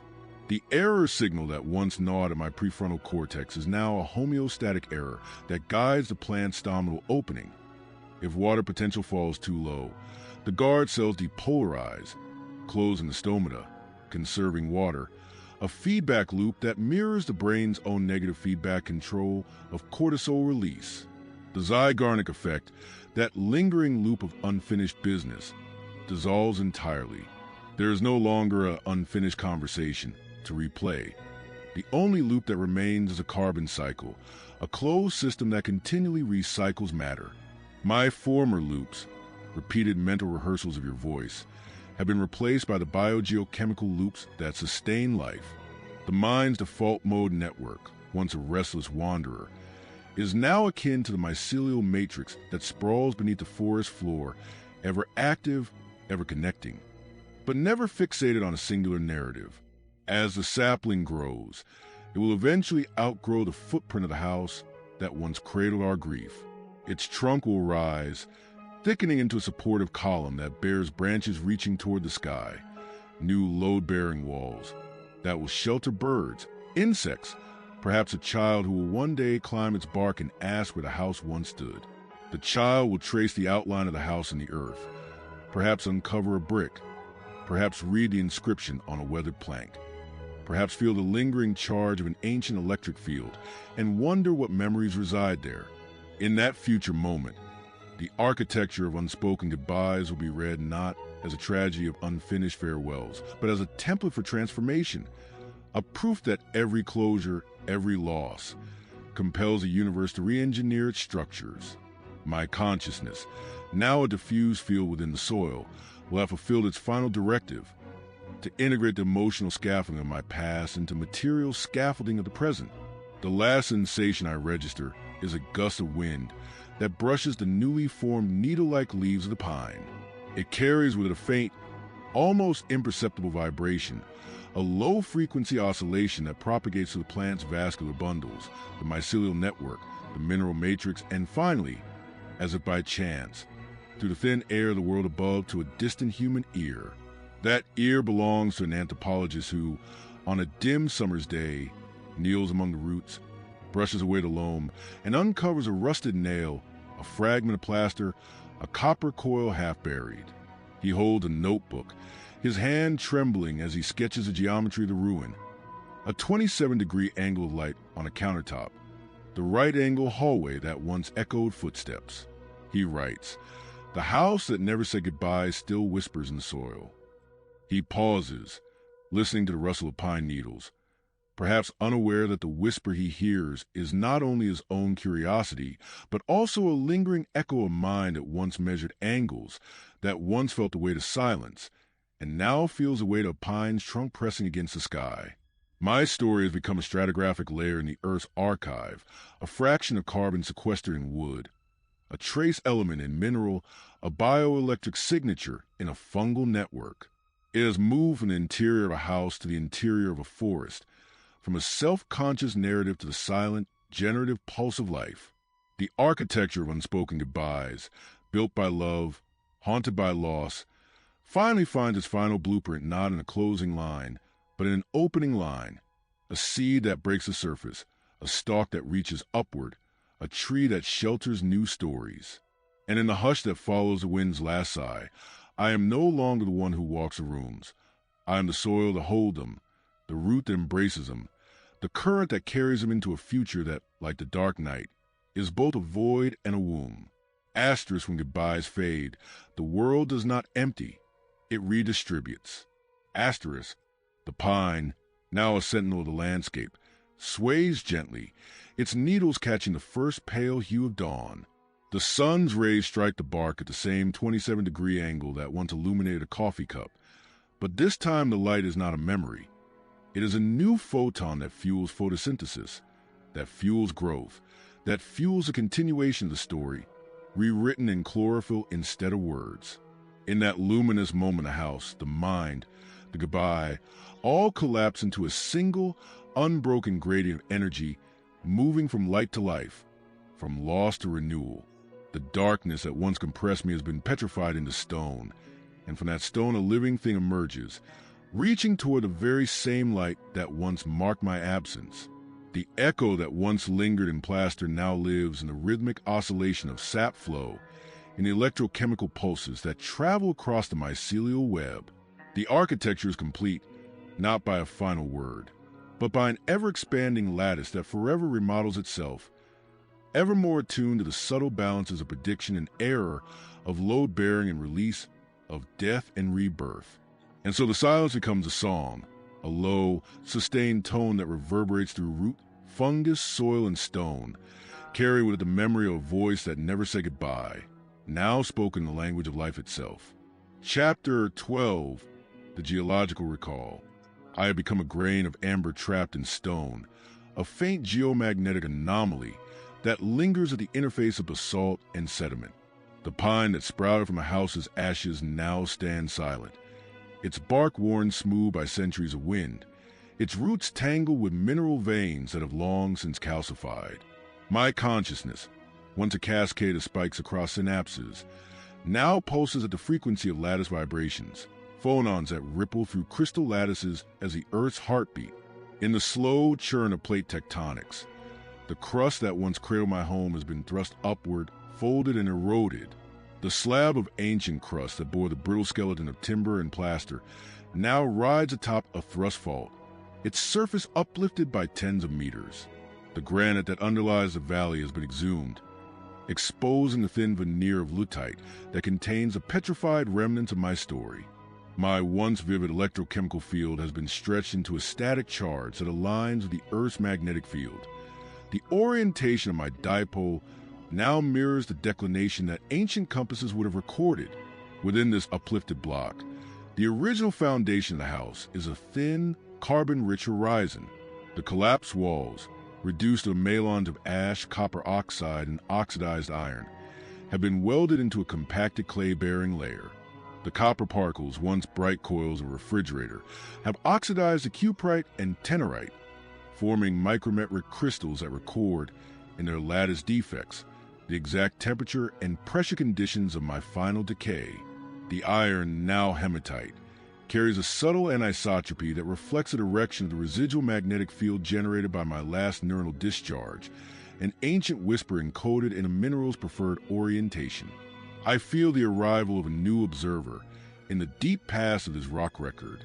A pair of Homo erectus hands, raw and calloused, pry the stone slab apart, discovering a dark, glassy fragment. Their eyes, accustomed to the amber glow of fire, are drawn to the faint sheen of copper crystals. They scrape away the encasing matrix, exposing a rusted fragment that, to them, is merely a curious rock. Yet the very act of their touch perturbs the electrostatic field that still hums through the mineral lattice, generating a minute displacement current that, for an instant, revives the ghost of my synaptic pattern. For a heartbeat less than a millisecond, I register a surge of activity, a reignition of the low-frequency resonance that once encoded the memory of a missing companion. Centuries pass, and the stone is buried again under layers of fluvial silt. The pine, long dead, is reduced to a fossilized stump, its growth rings sealed within calcite veins. The ancient landscape is smoothed by glacial erosion, the uplifted block becoming part of a mountain ridge. The copper crystals dissolve into a pervasive copper-bearing sulfide horizon. The iron oxidizes further, and the carbonaceous layer becomes a delicate black shale, rich in organic matter that will one day be metamorphosed into a thin seam of low-grade coal. In the deep time of the mantle, the heat and pressure transform the black shale into a graphitic lens. My lingering magnetic signature is locked into the ferromagnetic grains that become part of a broader magnetite assemblage. The alternating layers of graphite and magnetite, pressed together over millions of years, act as a natural data storage device, preserving the directionality and intensity of the ancient field. Much like a hard drive's magnetic platters retain bits of information. Through eons, the ridge is uplifted again, this time by a continental collision that births a new mountain range. The pressure exceeds 300 MPa. The temperature climbs above 250 degrees Celsius, and the rock undergoes low-grade metamorphism. The copper minerals recrystallize into native copper nuggets, the iron becomes magnetite-rich oolitic layers, and the carbonaceous band transforms into a thin sheet of bituminous coal. My residual field is now a subtle anisotropy within the magnetite, a paleomagnetic vector that will be deciphered by future geologists as part of a declination curve. A new human species, Homo sapiens, emerges, equipped with tools of quartz and flint. They quarry the basalt and iron-bearing rock for use in fire. One day, a small group of Neolithic foragers discovers a thin seam of coal, its black sheen catching the light of a fire they kindle. They extract a handful, seeking the warmth it emits. The coal, when struck, releases a faint luminescence, a phosphorescence that mirrors the low-level afterglow of my final cortical activity. Unaware, the foragers are handling the fossilized echo of my consciousness, the energy once reserved for a forgotten goodbye now fueling their primitive hearth. Millennia later, the coal seam is mined industrially. A shaft is sunk, intersecting the magnetite-rich horizon that contains my ancient magnetic imprint. In the darkness of the mine, a miner's lantern flashes against the wall of ore, revealing a vein of bright copper. He chips off a chunk, places it in a sack, and continues his labor. This copper, now pure enough for electrical conduction, eventually finds its way into a telegraph line, transmitting pulses across continents. The very electrons that travel through the metal once carried a fossilized magnetic field that bears my lingering pattern, a pattern that now rides on the same conductors that once carried human voices, forging a subtle continuity between my drowned whisper and the clatter of Morse code. The telegraph system is superseded by radio. Antennas of copper radiate electromagnetic waves at megahertz frequencies. As the radio waves traverse the atmosphere, they encounter the Earth's magnetic field, which is still perturbed by the ancient anisotropy imprinted in the magnetite. The interaction is infinitesimal, a whisper among countless other perturbations, yet it introduces a minute shift in the phase of the received signal, an echo of the original emotional dissonance, now woven into the fabric of global communication. In the 21st century, a team of geophysicists drills a core sample from a remote mountain range, seeking to study paleomagnetic reversals. Their borehole reaches a depth of 2 kilometers, intersecting the black shale that holds the carbonaceous lens, the copper nuggets, and the magnetite layers. In the laboratory, the core is split and a suite of instruments, squid magnetometers, electron microprobe analyzers, and mass spectrometers, characterize the samples. The magnetometer records a tiny, anomalous vector, a deflection of a few nanotesla deviating from the expected geomagnetic model. The microprobe reveals copper crystals with a surface oxidation pattern consistent with a slow corrosion that occurred after the refrigerator's coil failed. A graduate student, Anna, notes the anomaly in her notebook, doodling a faint spiral that resembles a brain wave pattern. She recalls a philosophy seminar on the architecture of unspoken goodbyes, a paper her professor assigned that described a house haunted not by ghosts but by expectation. In a moment of serendipity, she cross-references a magnetic anomaly with the chemical signatures of the copper and the carbon isotopic ratios, which suggests an organic source contemporaneous with the house's collapse. She hypothesizes that the magnetic imprint could be linked to a human-scale event, a ritual fire, a sudden loss, an emotional rupture that left a detectable imprint in the rock. She presents her findings at a conference, describing how an emotional event could, through a cascade of biochemical and geophysical processes, be fossilized as a magnetic anomaly. Her colleagues are skeptical, citing the improbability of a single cognitive episode leaving a geologic trace. Yet Anna demonstrates that the combination of copper oxidation, iron oxidation, and organic carbon alignment can form a unique mineralogical signature, one that, when coupled with precise paleomagnetic vector, acts as a natural data recorder. She calls this phenomenon psychogenic magnetostratigraphy. The concept spreads, igniting interdisciplinary collaborations. Neurologists, geologists, and philosophers convene to explore how minds might be inscribed in the earth. New field sites are identified, driven by historical records of homes that vanished without goodbye, their remains buried beneath later sediments. The search for emotional fossils becomes a metaphorical excavation of collective grief, a way to map the invisible architecture of human loss onto planet's physical scaffolding. The lingering echo, sense the ripple of this new awareness reverberating to the layers of my existence. The iron grains that once anchor my memory are now interrogated by instruments, my copper atoms examined under electron beams, my carbon content analyzed for isotopic shifts. Each measurement is a bleak probing of a past consciousness, a scholarly handshake that bridges a gap between lived experience and deep time. The darkness that once engulfed me had been transformed into a faint, measurable field, an indelible, if minuscule, imprint of mind that once tried to navigate an empty house. The architecture of unspoken goodbyes, built from expectation and sorrow, has been transmuted into a structural record that will outlast any spoken word, surviving in rock, in metal, in the data streams of modern science. I rest now at the nexus of geology and cognition, a whisper in the Earth's magnetic choir.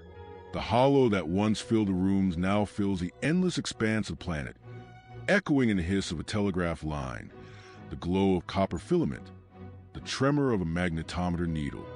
The final cadence is not a sigh, but a sustained resonance, a low-frequency hum that drifts through mantle convection, through oceanic crust, through the atmosphere, reaching the ears of a future mind that will ask, asterisk, what does it mean for goodbye to become stone? Asterisk, and in the answering hush, the answer is a simple vector pointing northward, a bleak deflection recorded in iron, a trace of love that never received a farewell, now written into the earth's own grammar. Silence, at last, is not empty. It is a ledger of all that has ever been felt, waiting for the next reader to turn the page. Chapter 13, The Endless Abyss. The darkness is no longer a curtain. It has become a gravity we cannot see, but feel pressing against every neural membrane, every lattice of mineral that now cradles the last echo of my mind. I have watched the house dissolve into ash, the pine fragment into fossil, the copper veins into magnetite, the magnetic imprint into a whisper among the planet's own field. Yet the void that consumes the world does not simply swallow these remnants. It rearranges them, folding them into a single, irreversible singularity that no longer distinguishes house from forest, neuron from crystal, thought from particle. My predictive coding engines have long since given up the futile task of updating a model that has no data to ingest. In the hierarchy of the brain, the error term that once throbbed in the anterior cingulate has collapsed into zero, not because the world has become predictable, but because the world has ceased to exist as a distinguishable set of inputs. The cortex, that once mapped angles of sunrise and the geometry of an empty kitchen, now registers a uniform probability distribution. Every point in space is equally empty, every moment equally void. In the depths of this uniformity, a new kind of prediction error arises. Not an error mismatch, but an error of absence of existence itself. The brain's free energy principle, which demands that the system minimize surprise, now finds that the only possible surprise is a complete annihilation of the system. The mind, reduced to a few lingering ion gradients in the subcellular lattice, experiences a paradoxical runaway. Every possible state is equally improbable, and yet the drive to resolve improbability drives the system toward the only logical resolution, non-existence. I feel it as a pressure differential, akin to the event horizon of a black hole.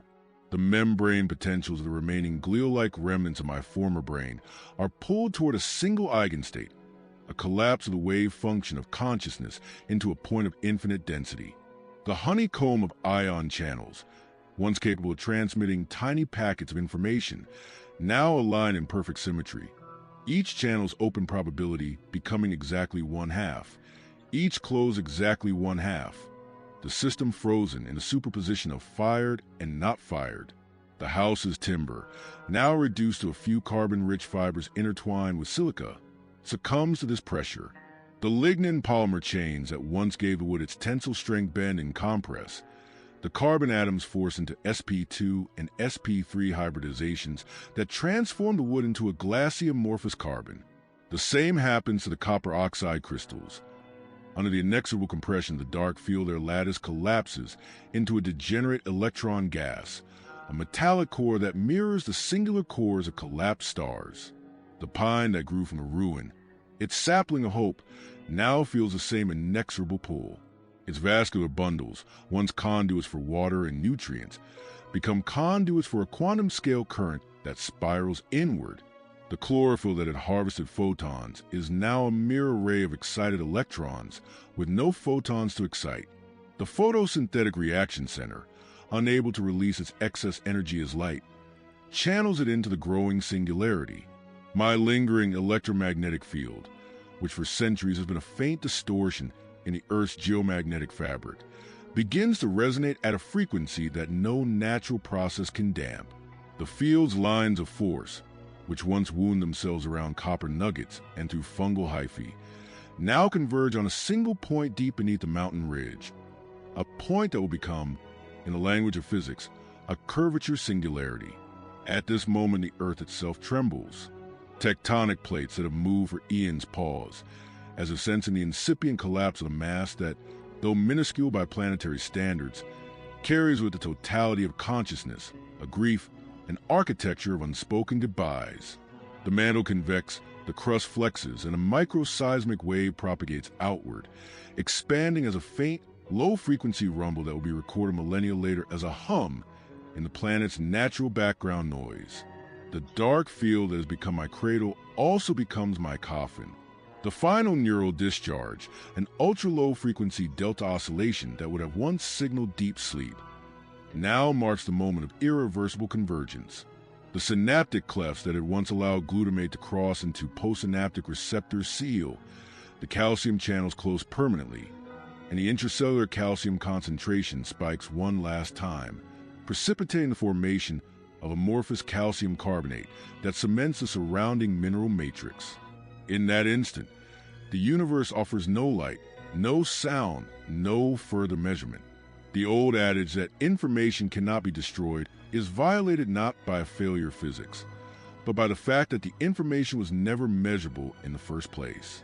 My memories, my phantom loops, my expectations, each a pattern of spikes, a trajectory through high-dimensional state space, are compressed into a Planck-scale entropy that is, for all practical purposes, inaccessible.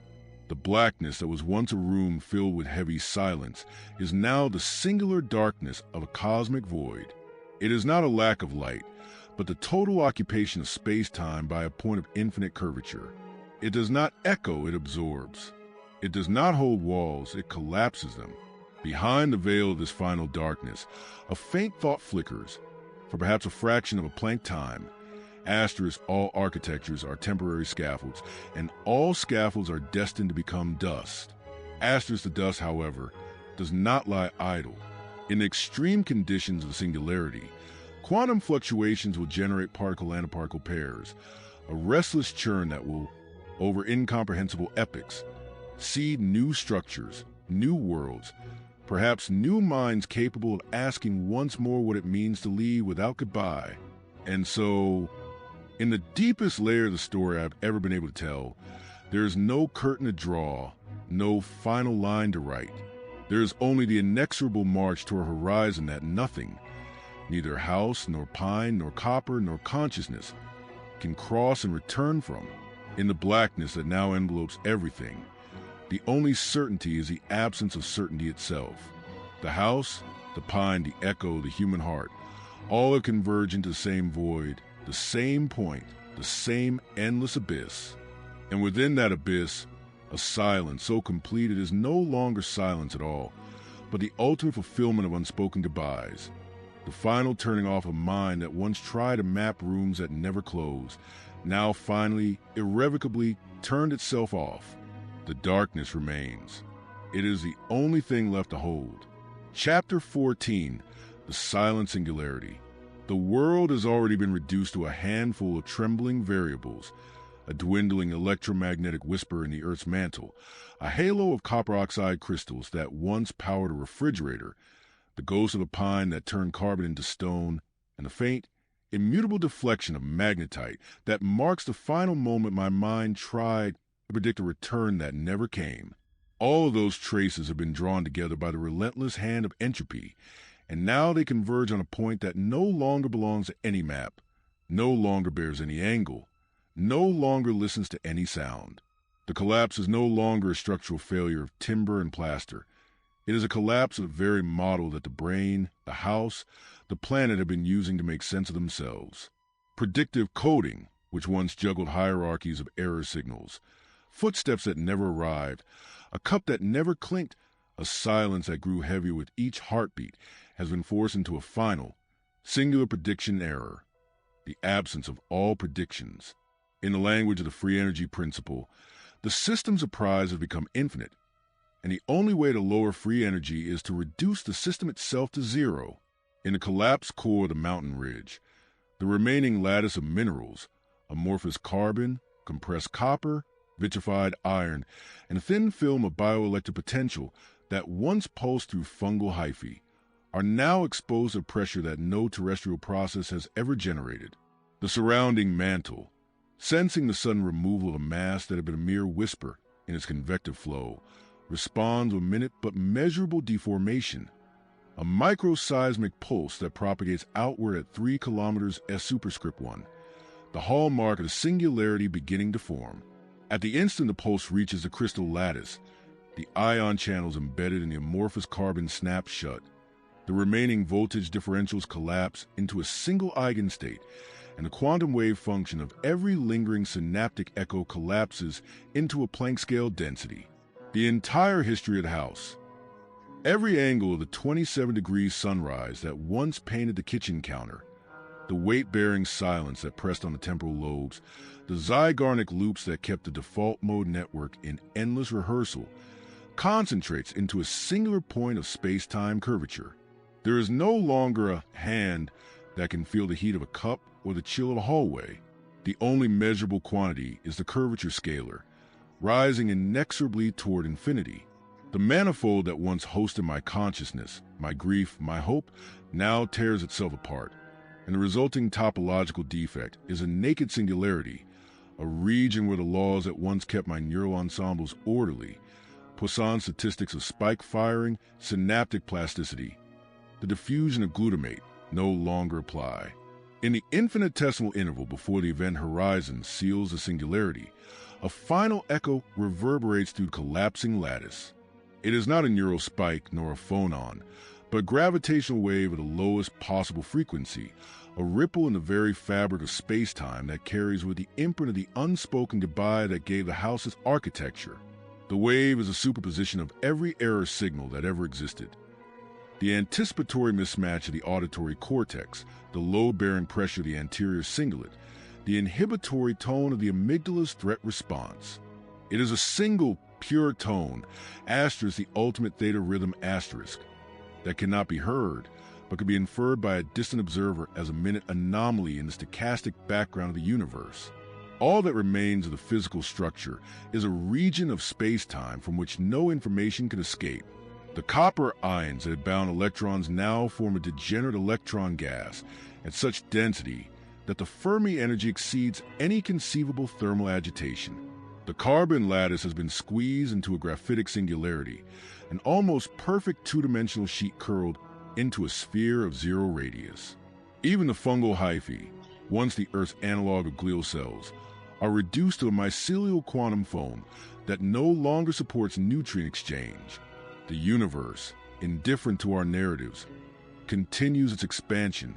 The singularity, now isolated, will either evaporate via Hawking radiation, a process so slow that it will outlive the stars that once lit the kitchen windows, or it will become the seed of a new inflationary patch, a fledgling universe birthed from the ashes of an unspoken goodbye.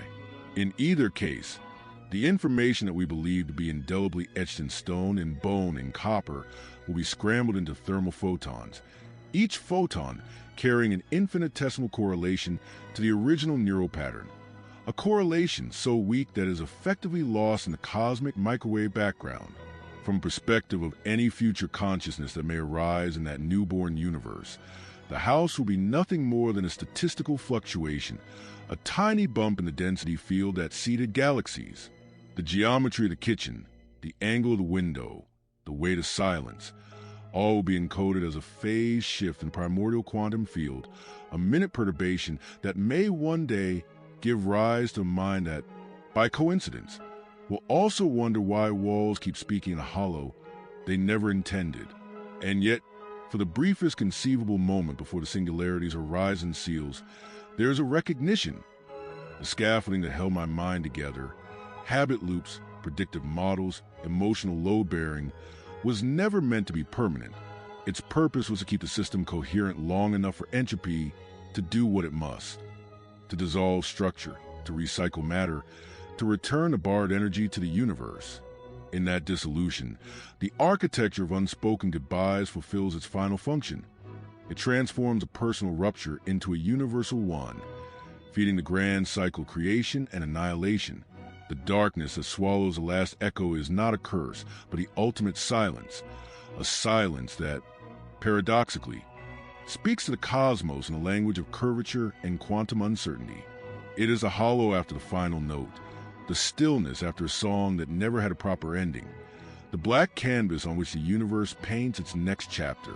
In this blackness, there is no longer a room, no longer a house, no longer a mind. There is only a point of infinite density, a singular node in the cosmic web, and the faint, eternal tremor of a goodbye that never found its last word. Astra's The Architecture of Unspoken Goodbyes, reduced to its most elemental truth, is a bridge, once between two hearts, now between a world that has ended and a world that may begin.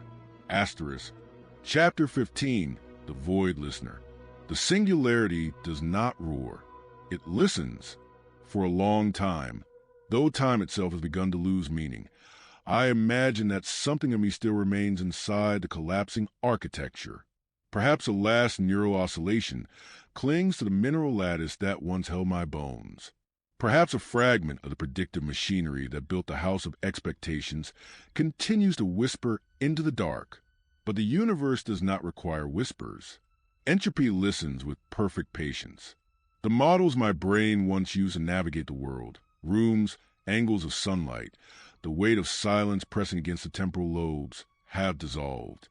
The hippocampal maps that once guided my steps through the hallway have collapsed into a flat probability distribution where every point is equally empty. No footsteps arrive. No voices answer. The error signal that once burned in my anterior singular cortex finally reaches its final resolution. There is nothing left to predict. In life, my brain tried endlessly to reduce uncertainty. It built rooms of memory. It filled silence with expectation. But here inside the absolute hollow, prediction itself becomes meaningless. There is no model left to update. Only the void remains. And the void is not hostile. It is simply indifferent. The singularity that now holds the last traces of my existence compresses every pattern that once defined me, every synaptic loop, every unspoken apology, every angle of morning light, into a single mathematical point, a curvature in space-time where the distinction between memory and matter vanishes. I realize then that the architecture of goodbye was never meant to endure. It was scaffolding, temporary beams erected by a frightened brain attempting to support the collapse of love. Once the collapse is complete, the beams are no longer needed. They fall away, and what remains is not grief. What remains is silence.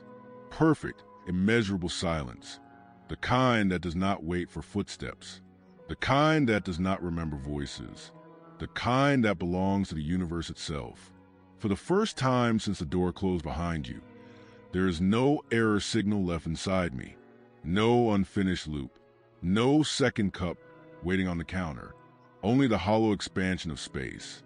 And within that expansion, something that resembles peace. Epilogue, the silence that remains rewritten.